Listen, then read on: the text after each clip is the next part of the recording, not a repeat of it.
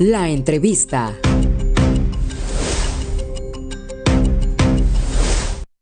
Ayer platicábamos muy a gusto, como siempre, con Ernesto Núñez Albarrán, periodista, asesor del INE, y vamos a continuar con esta charla en donde nos quedamos precisamente el tema del reacomodo político en México, este reacomodo que tiene mucho que ver con la Cámara de Diputados, por supuesto. Y ayer hablamos con Ernesto sobre, de entrada, que ahora Morena traslada su poder político, su operación política a los estados.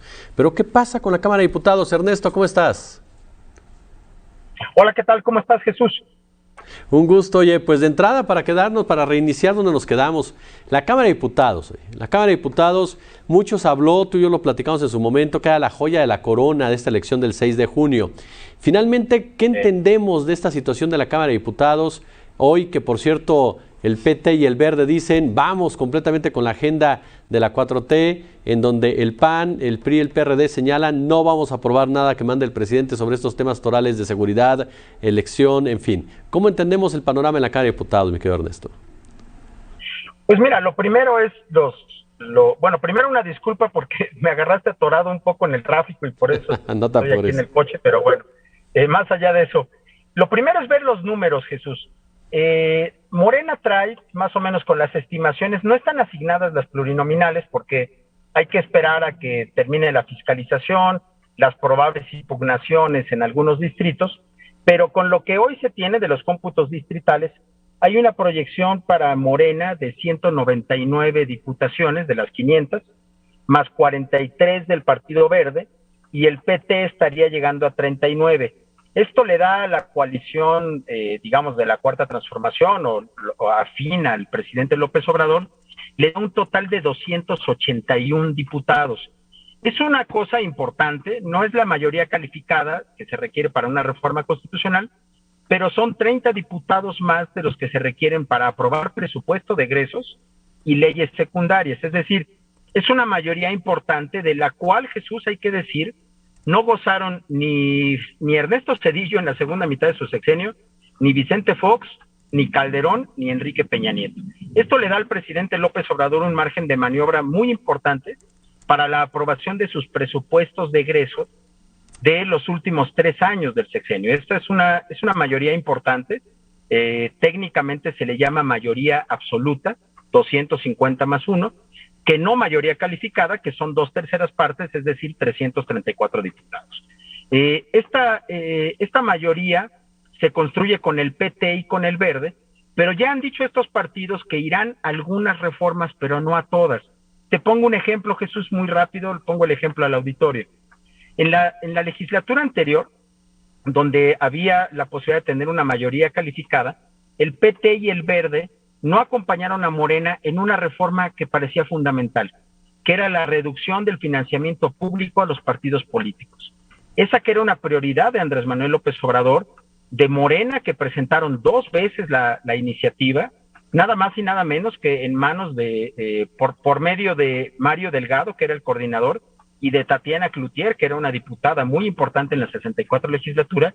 Ellos presentaron la iniciativa de reducción de financiamiento público y el Verde y el PT no fueron con Morena en esta iniciativa. Lo mismo puede ocurrir, Jesús, en la iniciativa de acabar con las plurinominales.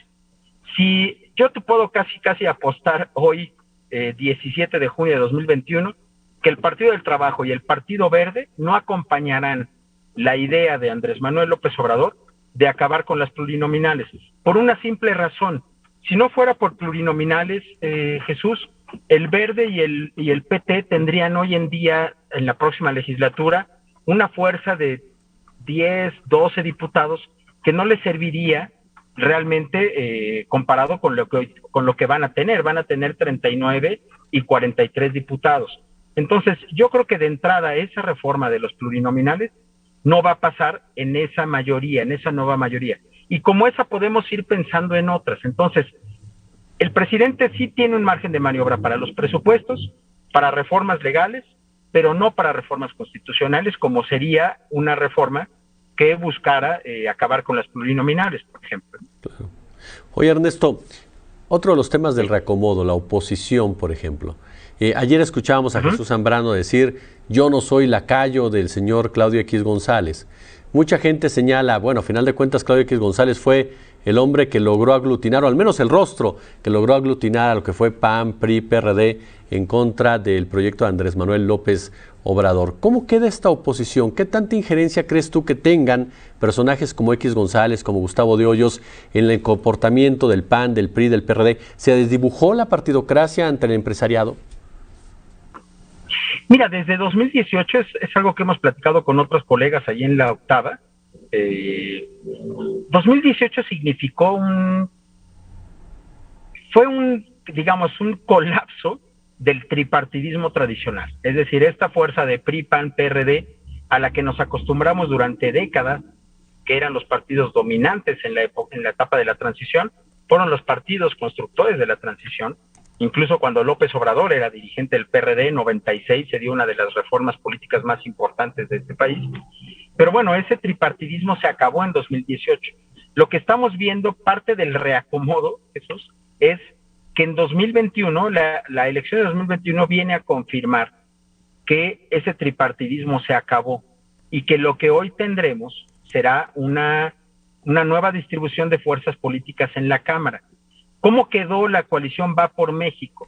La coalición Va por México quedó con 111 diputados del Partido Acción Nacional, con 70 diputados del PRI y con 15 diputados del PRD.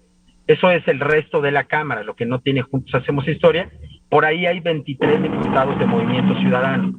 Pero esos diputados de PRI, PAN, PRD sí pueden ser una oposición importante, obviamente oposición a reformas constitucionales.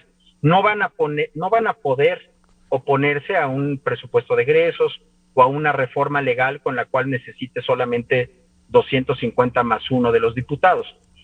Creo que lo que le va a costar mucho trabajo al PAN, Jesús, y a estos grupos como Claudio X González o Gustavo de Hoyos, que fueron de los que estuvieron pugnando por quitarle o arrebatarle la mayoría a la 4T, que lo decían explícitamente, creo que lo que les va a costar mucho trabajo va a ser mantener cohesionado al PRI. El PRI es el partido que en este momento se ve, ya lo dijo el presidente ha dicho, va a buscar a priistas para tratar de acercarlos a su mayoría afín a López Obrador. Creo que al PRI es al partido al que más trabajo le va a costar mantener la cohesión de sus 70 diputados como una oposición a López Obrador. ¿Por qué? Porque en el PRI hay vamos a ver en los próximos meses, por la pérdida de 8 gubernaturas que tenía el PRI antes del 6 de junio, vamos a ver un desprendimiento del priismo de base, porque perdieron al primer priista del país, del Estado. Acuérdate que siempre se decía que el primer priista del país era el presidente, y en una especie como de traslape a los estados se decía que el primer priista de los estados era el gobernador. Al perder 8 gobernadores, muchas corrientes del PRI quedan de alguna manera huérfanas, quedan sin esta correa de transmisión, esta cohesión que les da el poder. Y ahí muchos diputados priistas de esos estados en donde ya no va a haber un gobernador priista, podrían quedar de alguna manera sueltos y de alguna manera se puede negociar con ellos, y yo supongo, que Morena y el presidente apostarán a ir negociando uno a uno los votos que puedan sacarle al PRI para llevarlos a su mayoría para ciertas reformas. En algunas reformas esos diputados podrían jalar de manera legítima porque a lo mejor hay coincidencias ideológicas. En otras reformas habrá que ver a qué tipo de negociaciones se llegan para que pudieran eventualmente apoyarlas. Pero contestando tu pregunta de manera concreta, creo que ese bloque opositor hoy es bastante endeble. No me parece que sea un bloque opositor que se vea firme frente a la 4T en la segunda mitad del sexenio, por estas razones que menciono, ¿no?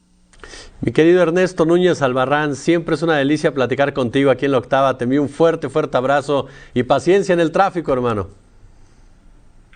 Muchas gracias, Jesús, y de verdad una disculpa por las condiciones de la transmisión. No te apures. Fuerte abrazo, Ernesto. Que estés muy bien, gracias. Una pausa, regresamos con más. La octava noticia.